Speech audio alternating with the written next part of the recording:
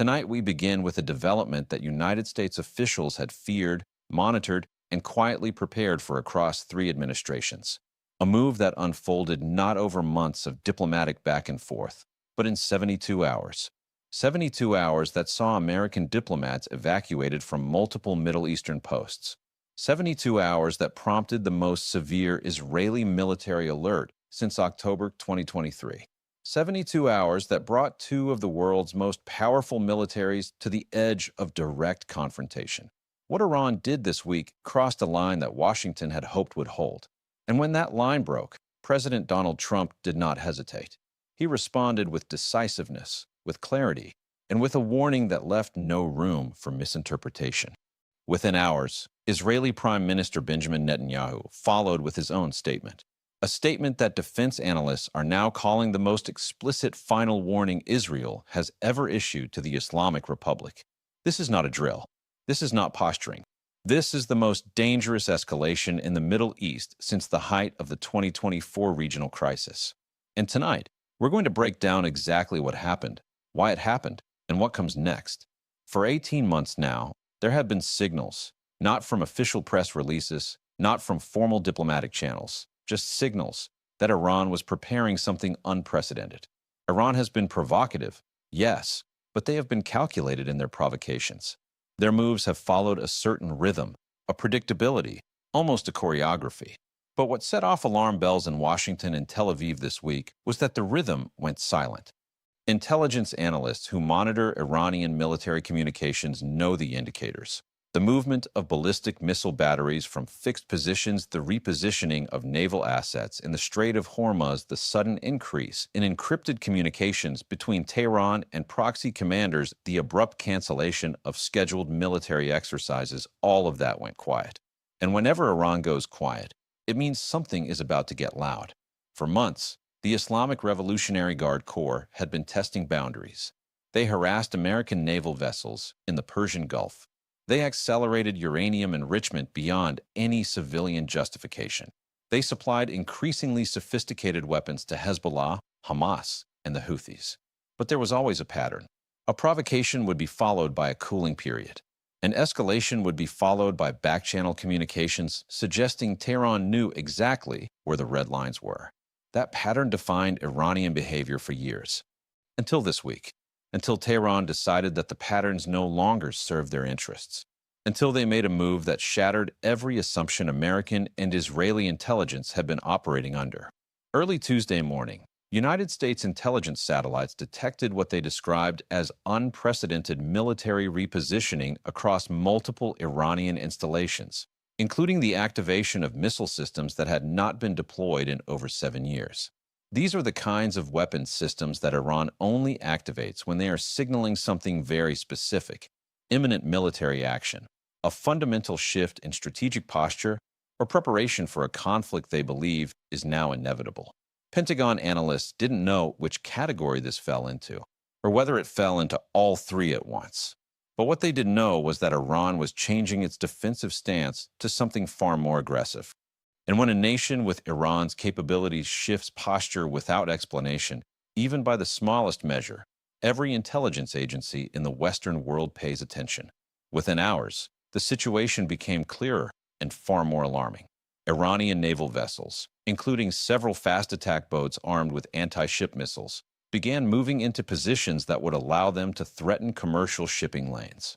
More concerning still, Iranian-backed militia groups across Iraq and Syria received what intelligence sources described as activation orders, coded communications that historically precede coordinated attacks on American assets. But the most alarming development came from Iran's nuclear facilities. International Atomic Energy Agency inspectors reported being denied access to the Fordow enrichment site, a facility buried deep inside a mountain, designed specifically to withstand military strikes. Iran claimed the denial was due to administrative procedures. No one in Washington or Jerusalem believed that for a second. The warning issued by the White House Tuesday evening was not normal. It was not routine. It was not symbolic. It was urgent. Official after official, briefing after briefing, described Iran's move as destabilizing, unprecedented, and perhaps most importantly, Consistent with preparations for imminent hostile action, the Trump administration had made clear since returning to office that they would not tolerate Iranian aggression. They had restored maximum pressure sanctions. They had rebuilt military partnerships across the Gulf. They had made explicit that any attack on American personnel would be met with overwhelming force. But deterrence only works if the target hesitates. Iran did not. In fact, their actions this week were among the most aggressive we've seen since the 1979 revolution. Here's what we know. Within 6 hours of confirming Iranian military movements, President Trump ordered the immediate evacuation of non-essential diplomatic personnel from the U.S. Embassy in Baghdad. These weren't routine rotations. These were emergency extractions, the kind of operations that the State Department only executes when they believe an attack is imminent and unavoidable. Similar orders went out to American diplomatic posts in Beirut, Amman, and the UAE. Military families at bases across the region were placed on heightened alert. And the USS Dwight D. Eisenhower Carrier Strike Group, which had been scheduled to rotate out of the region, received orders to remain on station indefinitely. President Trump addressed the nation from the Oval Office at 9 p.m. Eastern. "Let me be clear," he said, his voice steady but unmistakably serious. "The United States will not be intimidated. We will not be threatened. And we will not stand by while a terrorist regime endangers American lives and destabilizes an entire region." He continued, "I have ordered the withdrawal of diplomatic personnel as a precautionary measure. But make no mistake, this is not retreat. This is preparation. If Iran takes hostile action against any American citizen, any American asset, or any American ally, they will face consequences unlike anything they have experienced in their history." Those were not empty words. Within hours, the Pentagon confirmed the deployment of additional F-35 squadrons to bases in Qatar and the UAE.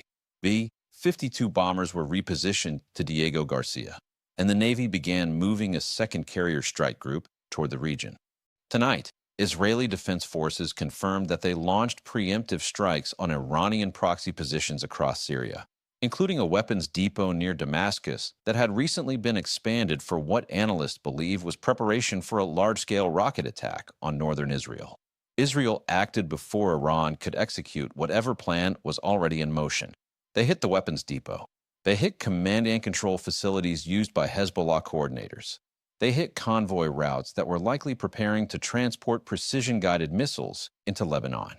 In other words, Israel targeted the infrastructure of attack, not the fighters themselves, but the logistics that would have made a massive assault possible, the supply lines that would have fed the operation, the communications nodes that would have coordinated it, the command structure that would have directed it.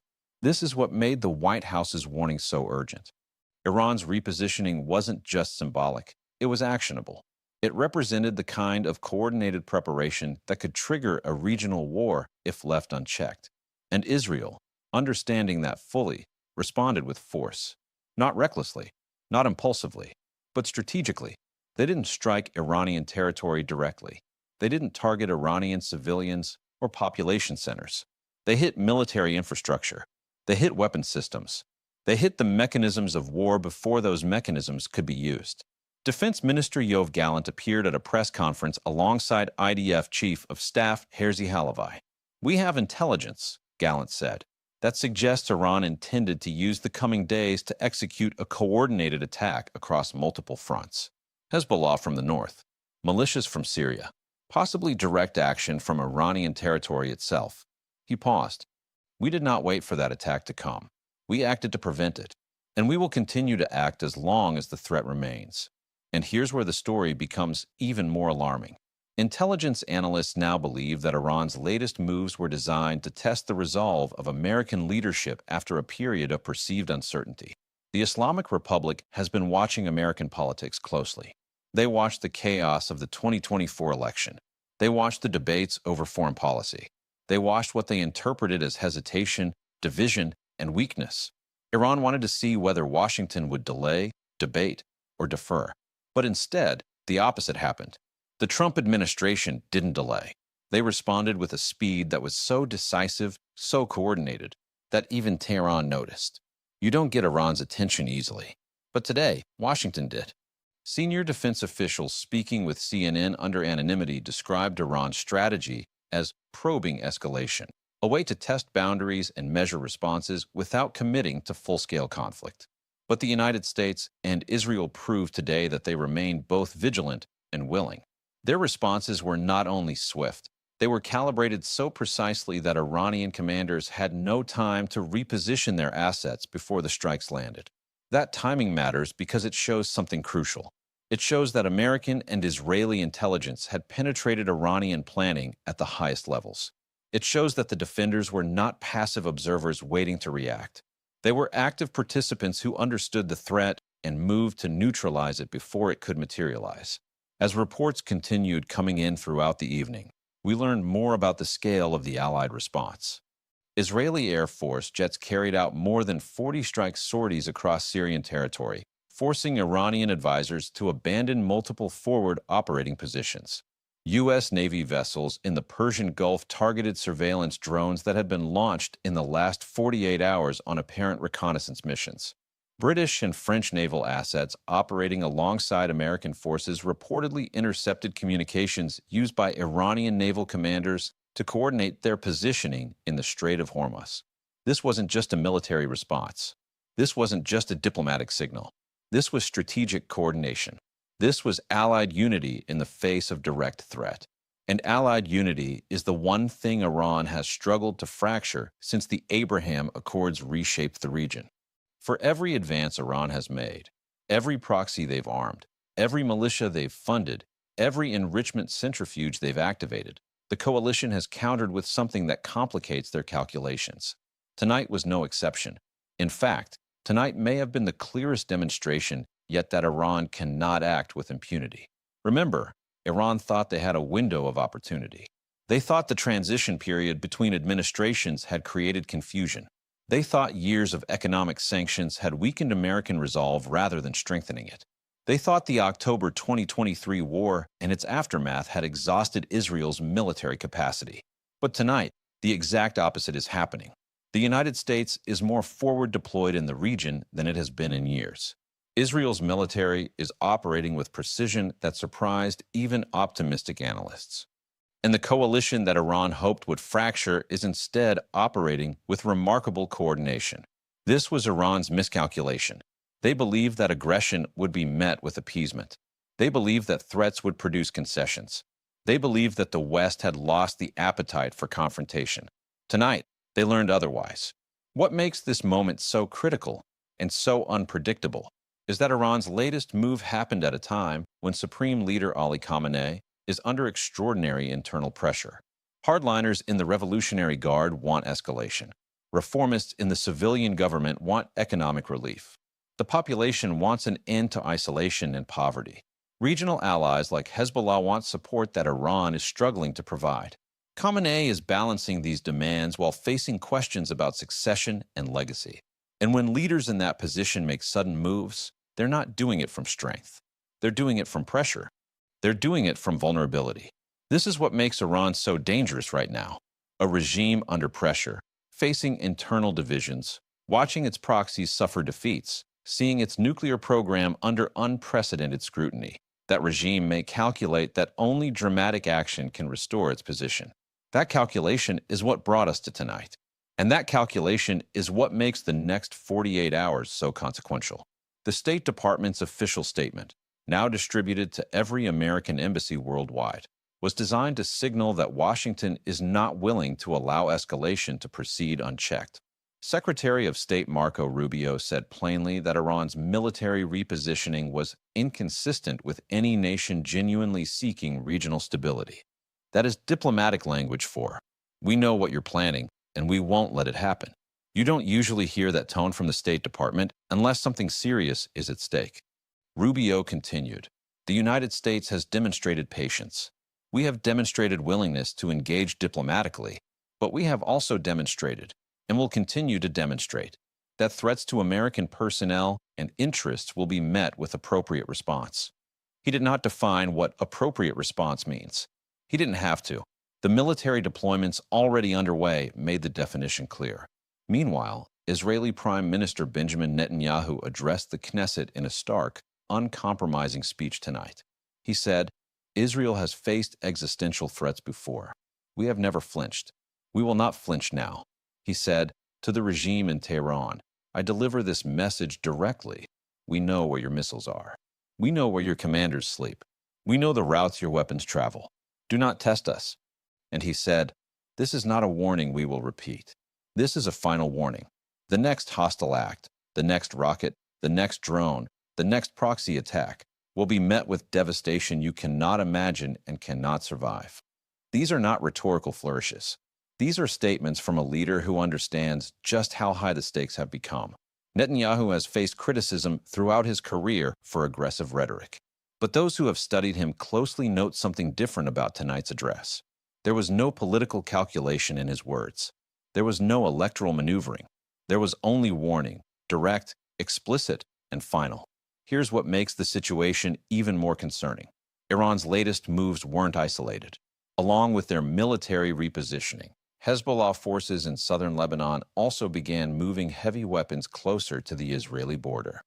Houthi rebels in Yemen launched 3 additional attacks on commercial shipping in the Red Sea within a 24-hour window.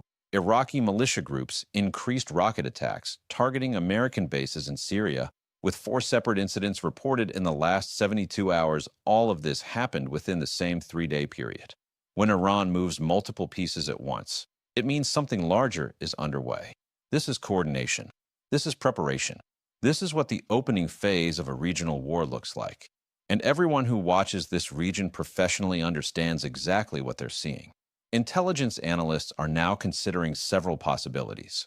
One is that Iran is preparing for a direct military confrontation, a calculated gamble that they can absorb whatever retaliation comes and emerge with enhanced regional status. Another is that Iran is attempting to provoke a response that would unite the Muslim world against Israel and the United States, a propaganda victory they believe would outweigh military losses. A third possibility, the one worrying officials the most, is that Iran is attempting to create so many simultaneous crises that the coalition cannot respond effectively to any of them, a strategy of overwhelming complexity designed to paralyze decision-making. But today, Israel and the United States took that card off the table. They didn't wait for attacks to materialize. They didn't convene endless meetings to debate proportionality. They didn't issue warnings and hope for the best. They acted. They struck. They demonstrated that coordination works in both directions, and that their coordination is faster, more precise, and more devastating than anything Iran can match. What we're watching now is a test of resolve. Iran wants to see whether continued pressure will eventually produce fractures in the Western alliance. Israel wants to show that deterrence is real and consequences are certain. The United States wants to prevent a regional war without appearing weak. And the Gulf states want to prevent their territory from becoming a battlefield while maintaining economic stability. These objectives don't always align perfectly, but tonight they aligned enough. Tonight, the message from Washington, Jerusalem, London, and the Gulf capitals was unified. Aggression will not be tolerated. And that unity, fragile as it may be, is the single greatest obstacle to Iran's ambitions.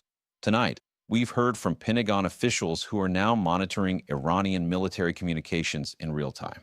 They say Iranian commanders appear to have been caught off guard by the speed of the Allied response.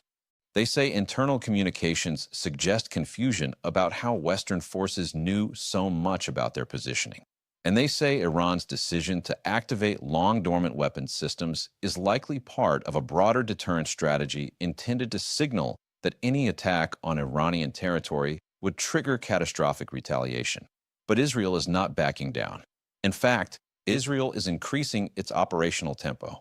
Their response today, surgical, coordinated, and devastating, sent a message to Tehran that further escalation will be met with further destruction. And it sent a message to Washington that Israel remains the most capable and reliable partner in the region. That message matters, because in the coming days, difficult decisions will need to be made. And those decisions will be easier if the partnership between Jerusalem and Washington remains strong. As the night goes on, we expect more details to emerge about what exactly Iran hoped to achieve. But what we do know is that the Allied response was timely. It prevented attacks that were likely in advanced planning stages. It demonstrated capabilities that Iran had underestimated. and it reinforced deterrence at a moment when deterrence was being tested. What happens next will depend on what Iran does in the next 72 hours. If they de-escalate and return to established patterns, this moment will be remembered as a successful demonstration of Allied resolve. If they escalate further, Israel and the United States have already shown they are prepared for that outcome. They have shown they are ready to respond. They have shown they have the intelligence, the weapons, and the will. And they have shown that Iran's window for acting with impunity has closed. And tonight, for the first time in decades, Iran appears to be genuinely uncertain. Tehran is quiet, too quiet. And when Iran is quiet, it means they are calculating. It means they are choosing their next move carefully.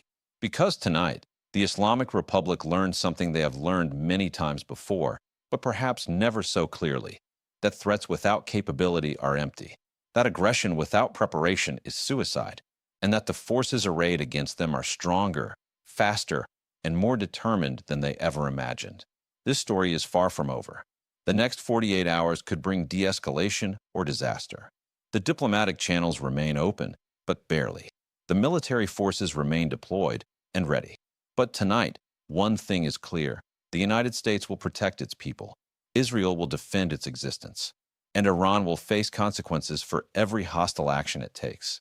We will continue monitoring this situation throughout the night and into the coming days. Every development, every statement, every military movement, we will bring it to you as it happens. Because this is the most dangerous moment in the Middle East in a generation. And what happens next will shape the region and the world for decades to come. Stay with us. This story is just beginning.